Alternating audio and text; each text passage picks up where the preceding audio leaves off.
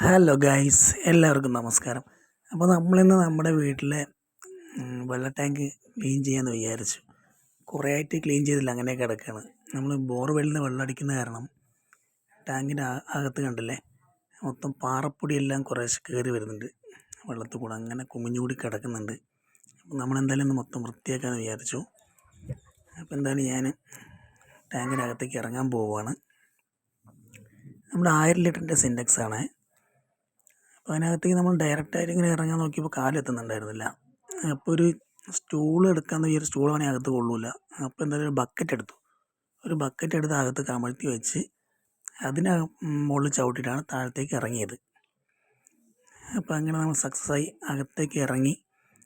പിന്നെ കുറേശ്ശെ ക്ലീൻ ചെയ്യാൻ തുടങ്ങി. അപ്പോൾ അതിനിടയ്ക്ക് ഏട്ടൻ കുറച്ച് മുരങ്ങ നിൽക്കുന്നുണ്ടായിരുന്നു, അപ്പോൾ അതെല്ലാം പൊട്ടിക്കുകയാണ്. അപ്പോൾ നമ്മളൊരു ഈവനിങ് ടൈമിലാണ് ഇത് ചെയ്യുന്നത്. അതിനകത്തേക്ക് ഇറങ്ങേണ്ട കാര്യം, കുറച്ച് തടി കൂടുതലുള്ള ആൾക്കാർക്ക് ഇറങ്ങാൻ പറ്റില്ല, കാരണം അത്രയുള്ള ഗ്യാപ്പുള്ളൂ. അപ്പോൾ ഞാനും ഒന്ന് ഞെരുങ്ങിയാണ് ഇറങ്ങിയത് അകത്തേക്ക്. അപ്പോൾ എന്തായാലും അകത്ത് ഇറങ്ങി ക്ലീനിങ് ആരംഭിച്ചിരിക്കുകയാണ്. അകത്ത് നല്ല ചൂടായിരുന്നു. നല്ല ചൂട് പറഞ്ഞാൽ വെയിലോട്ടിട്ട് അങ്ങനെ ഉരുകി നിൽക്കുകയായിരുന്നു ടാങ്ക്. കുറേ നേരം അതിനകത്തിരിക്കും, നല്ല ശ്വാസം മുട്ടലെല്ലാം അനുഭവപ്പെടുന്നുണ്ട്. കാരണം മൊത്തത്തിൽ അസ്വസ്ഥത. ഞാൻ 2 പ്രാവശ്യം എന്തായാലും പുറത്ത് വന്നു.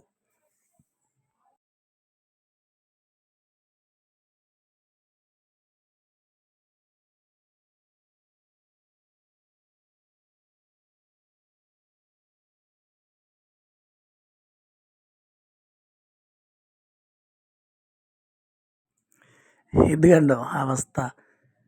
അകത്തുനിന്ന് പുറത്ത് വന്നപ്പോൾ ഭയങ്കര ഒരു തണുപ്പ് തോന്നി, നല്ലൊരു ആശ്വാസം തോന്നി സത്യം പറഞ്ഞാൽ. കാരണം അതിനകത്ത് അങ്ങനെ ഒരു എന്തോ പോലെ ആയിരുന്നു. പിന്നെ കുറച്ച് റെസ്റ്റ് എടുത്തു.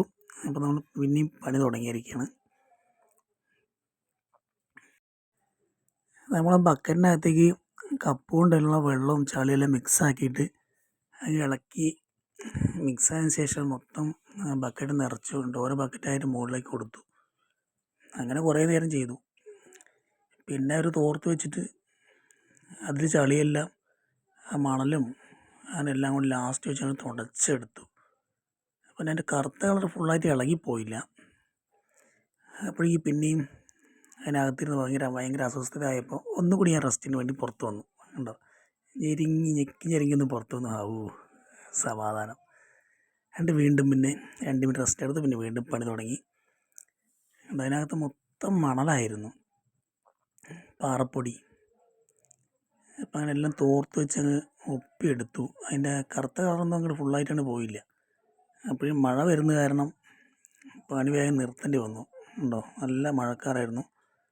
അപ്പോൾ അതുകൊണ്ട് വേഗം നമ്മൾ പണി നിർത്തി അങ്ങനെ വേഗം നമ്മൾ പുറത്തിറങ്ങി. അങ്ങനെ പുറത്തിറങ്ങുമ്പോഴും അതുപോലെ ഡയറക്റ്റായിട്ട് പൊന്തി വരാൻ പറ്റില്ല, കാരണം 2 സൈഡും കൈ വെച്ച് അമർത്തുകയാണെങ്കിൽ ടാങ്കിൻ്റെ സിൻറ്റെക്സ് ചിലപ്പോൾ ഒന്ന് അമർന്ന് ചിലപ്പോൾ പൊട്ടില്ല, എന്നാലും ഒന്ന് അമരാൻ ചാൻസ് ഉണ്ട്. അപ്പോൾ അതുകൊണ്ട് പിന്നെ ബക്കറ്റിലൊരു കയറ് കെട്ടുന്നതിന് പകരം തോർത്ത് കെട്ടിയിട്ട് അങ്ങനെ ബക്കറ്റ് ചവിട്ടി നമ്മളങ്ങനെ പുറത്തേക്ക് വന്നു. പിന്നെ അതിന് ശേഷം തോർത്ത് അങ്ങനെ വലിച്ച് ബക്കറ്റ് എടുത്തു.